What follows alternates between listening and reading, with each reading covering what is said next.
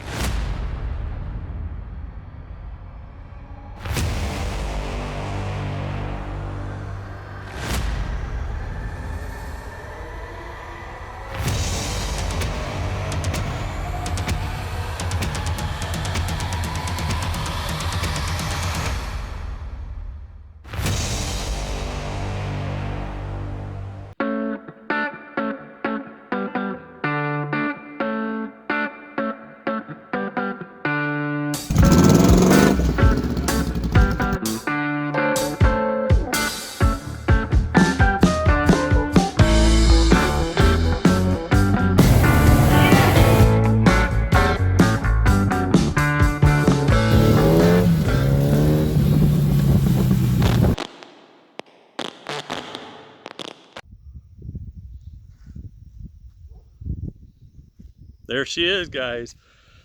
A 1987 Honda Goldwing 1200.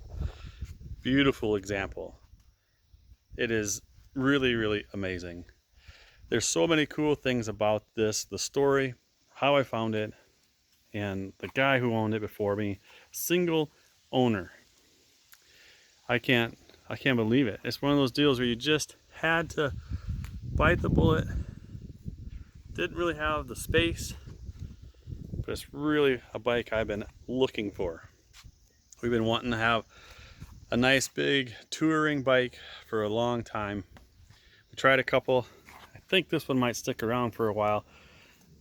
We'll see. I say that and then something else comes along. But let's take a closer look at this guy. On the clock, she has got 78,826 miles. That sounds like a lot, but I tell you what, we picked this up a couple of weeks ago and I've taken this out for almost 400 miles already, and I've done nothing to it. I've just hopped on it and went for it. It's a dream to drive. Super smooth, super comfortable, and stylish. Look at how pretty she is. Now we're going to dive into some deeper things, but before we do that, let me tell you one thing about this that you may not already know. It's how much I paid for this. Any guesses? You'll never guess.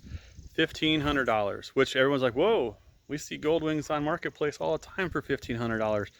That's probably true, but does it come with one of these? I doubt it. That, ladies and gentlemen, makes this package deal so amazing. All right, so the side compartments are the same. They don't flip up, the tops actually come off. But inside this side cover, we've got a cover actually for the Goldwing. It actually is a Goldwing cover. So then we'll put the lid back on there. It's easy to clasp, just it can lock. I haven't found the need to do the locking. Did I mention this was a one owner? The guy who I bought this from bought this brand new. It had 1 mile on it when he got it. Now the cool thing about one owners is they like to keep records. Look at that. All of his maintenance plus service manual. Chase's bag. This is what I was after, the key. So that's this top kit, and then we got another side bag which is the same as the other side. There's nothing in that one at the moment. It has, since it was Interstate, it doesn't have a whole lot of the goodies, which is fine because any less electronics. But what he's done is he's put this contraption on there. It gives you your volts, tells you your outside temperature. It's kind of handy. He also had fitted this Garmin, which took away one of these the Goldwing face plates. I still have that, so if we didn't want the Garmin, we could take that off. He's added these other gauges, which looks pretty nice. Pretty standard controls for turn and lights, horn, start and kill with throttle lock for cruise. So pretty simple, but it's just in a great condition. I mean, I haven't washed it, I haven't done anything to it yet, which will be part of our plan here in the future episodes. We're gonna get this thing spiffy, wash and wax. Just look at her. He had put on new tires, front and rear, in the fall of last year, and only put 119 miles on them. So brand new tires. This will be fun, guys. All right, so let's take a look inside the trailer. The one thing so far that I don't like about the trailer is the only way to get in is with the key. And that pops up the thing. It might be hard to do. Oh, got it. Nope, didn't get it. Might be hard to do with one hand. One sec. Okay, now that we've got it, are you ready? Ta-da! Look at all the storage in here. So it's got a cover. I told Chase you could just ride back here if you got tired. Give him a sleeping bag and you can hop in. There should be plenty big to grab a cooler, a couple of chairs, a tent. Lots of storage. This cover here goes in the front to something like that. Take away some bug action, rocks. It's kind of nice. But yeah, this is really cool, guys. The lights work. Got an air ride shocks on the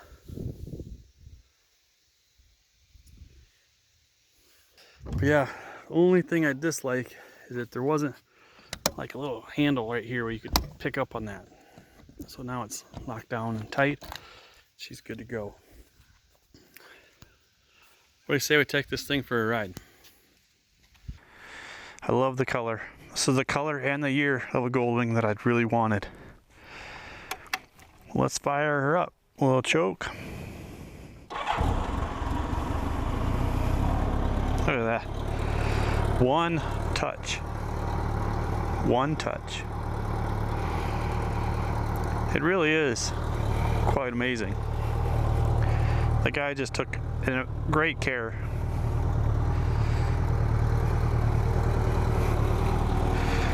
We'll let her warm up a minute.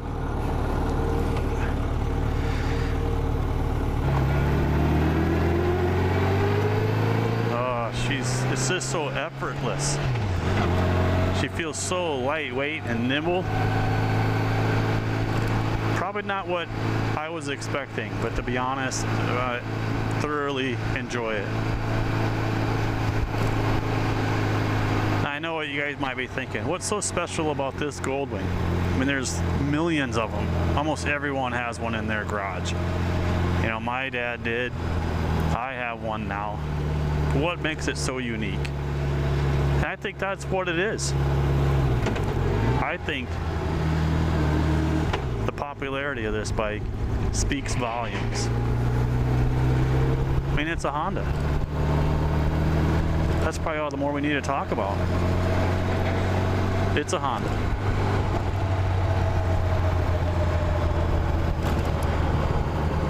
But as we kind of cruise around, guys, you can see I got plenty of protection with the windscreen. You can see my gauges really, really well.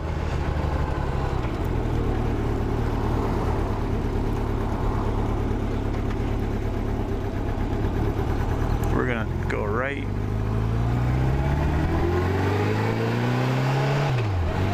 We'll let her warm up for a minute before we get going too wild.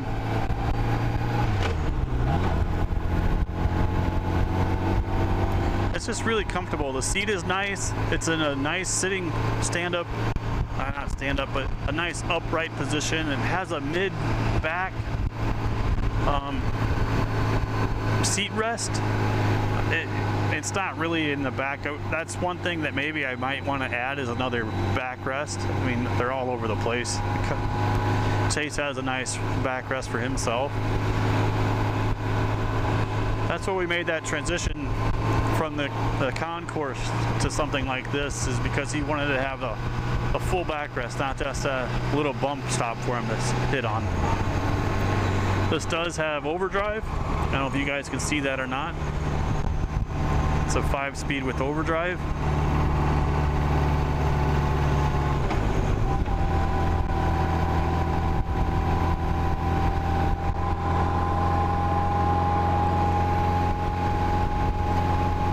It's just a nice bike to cruise around on. I wouldn't say it's a speed demon. I think the fastest I've had it going is probably 75, and that was, you know, it just kind of creeped up on me. It wasn't that I meant to go 75.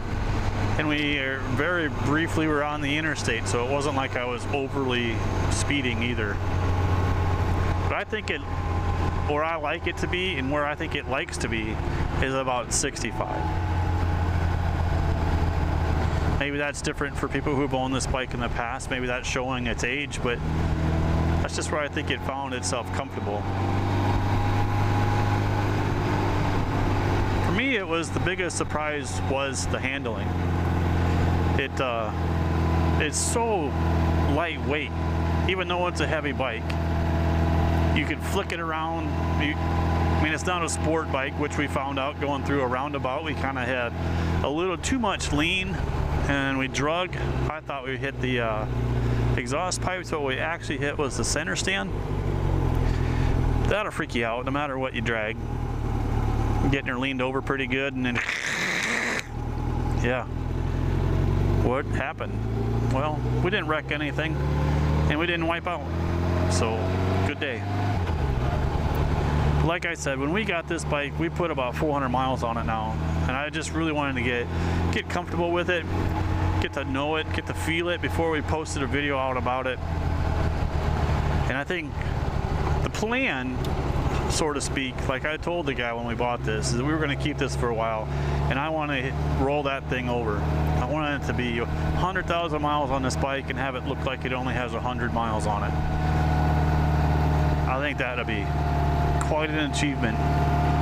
So we got about 21,000 miles to go, so that'll be a few years for us. I think we can do it. I really do.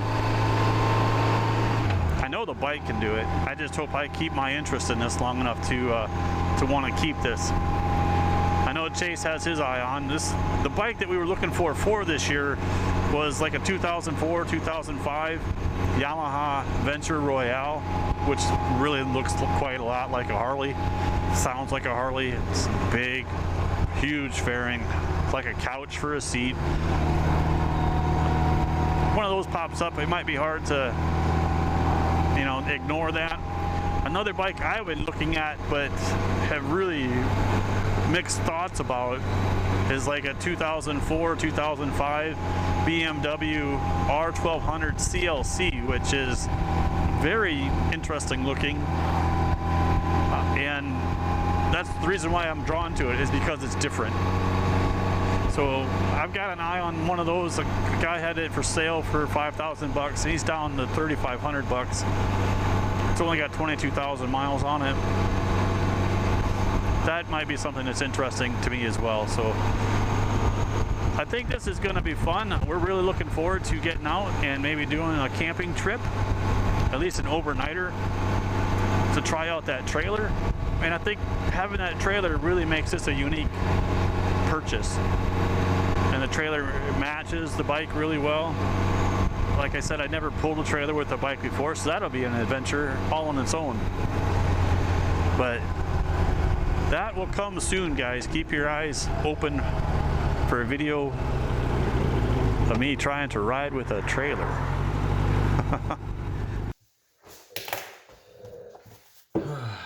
Right, so we've got service manual. Look at that beauty. That might come in handy with the mileage that we have. But the neat thing is, look at this. I mean, this is great, you know, to be honest. You know, anytime you can get service records from a purchase, whether it be a motorcycle or a car, I mean, it's really kind of neat. And here's the latest right here. And it's for, what is it for? A boot piston case. I'm not sure what that was for, but here's probably the best one as far as what he had mentioned to us before. And this was from April of 2024. And we bought this bike at the end of April. So like 3 weeks before we bought this bike, he put on a brand new front tire for $230. And in the fall of 2023, so November of 2023, he put on a rear tire for $245. So that is awesome. You know, aside from that, we got a bunch of, he had said that he thought he had a problem with the rear master cylinder leaking. He ended up getting it repaired. So he has a whole nother seal kit for that.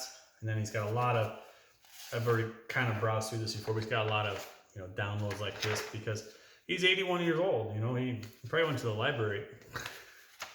Probably not. Printed all this stuff off. But mostly what we see when we go through this, and we won't go through it all, is oil changes. So he would take it to the dealership to do the oil changes, which was really cool. So here's a bill right here for $416. And it was in 2022. Various gaskets, when he got this oil changed, a stator. That's the most expensive piece on here. Oil change gaskets, some O-rings, and then a stator. So that's fantastic. You know, the April of 2022. So it's like he's pretty regular at doing his services. You know, every beginning of the season, he would take it in. You know, early April in Minnesota, that's pretty common because around May is probably about the best time you're going to start getting to ride the bike. The rains will start coming in, washing the roads. You're getting pretty stable weather as far as temperatures. So you won't have those super low dips where it's getting down into the 30s at night any longer. And so, yeah, it looks like he's just, man, I tell you guys, I don't think I'm gonna have any problems with this bike.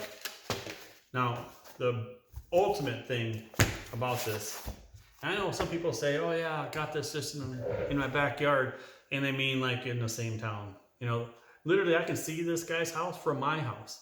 It was so strange. And I didn't even know the guy, which, you know, he's older, but anyway, it's just fantastic. So when he dropped it off, because I was unfamiliar with driving the trailer, and I still haven't practiced that yet, and I will, and that's gonna be an experience, and I'm sure it's gonna be a lot of fun to learn, and I can't wait to do it because Chase and I have got a weekend planning. We're in this planning stages, but that's gonna be fun. At least one overnight, you know, like drive out somewhere on a Saturday and come back on a Sunday. So I had him bring it here, and during the time that I had gone and looked at it, then I had a work trip, and so I picked it up the next weekend. And then during that week, you could definitely tell he was having seller remorse. He just didn't want to let it go. But his wife was 81, he's 81. It's just getting to be too big for him, and she didn't want him to be riding it anymore. Even though they both loved doing this. I think a trike actually is in their future. But with all that being said, guys, when he brought this here, this is that emotional feeling that we get sometimes with, you know, our toys, right? And he really started choking up. And I think he really appreciated the care that I'm going to give it as we kind of move it forward. He liked the story about how Chase and I are going to be able to enjoy this. And that's why I really think that even though I mentioned in the ride video, there are some other bikes that may grab my attention, I'm going to keep this one for a while.